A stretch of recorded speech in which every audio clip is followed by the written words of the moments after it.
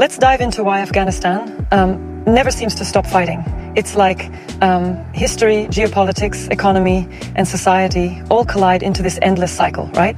Absolutely, yeah. It's crazy how each factor feeds into the next. What's the historical background here?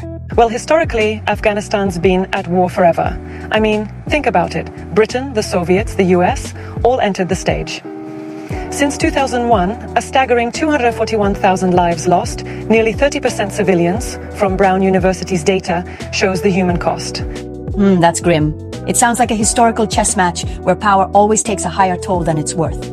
Exactly, and then there's the geopolitics part. During the Cold War, Afghanistan was like a board game for superpowers.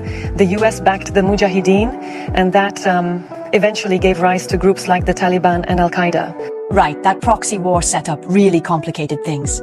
It's almost like planting seeds that eventually grow into a thorny forest. Very much so. Look, they mention the Soviets, who lost 15,000 in a decade and then bailed, followed by the US dropping, get this, $2.3 trillion in the mix, only to see the Taliban bounce back by 2021. Wow, that turnaround is almost surreal. It's like investing in a failing garden and expecting roses to bloom. Exactly, and then there's the economic angle. Afghanistan's GDP was only up around 2.7% in 2023-24. Unemployment's sky high at 35%, and half the people are dirt poor. And opium? It fuels roughly 90% of the world's supply, worth $2 billion in 2021. Opium really stands out as a dark economic pillar. It seems like any effort to fix the economy just turns into a battle with the drug trade.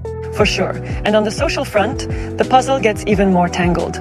With tribal conflicts, like because the Pashtuns form 42% of the population, yet tribal infighting and a lack of education, especially with 60% of girls not in school, it's a vicious cycle of unrest. Yeah, the social disarray really amplifies the chaos. It almost feels like a society that can't unite to build a better future. Right. And what's striking is the report's argument that US leaders, deep down, knew victory was out of reach. Instead, they kept throwing massive cash, like $2.3 trillion, into a system that was already on the brink. I get that.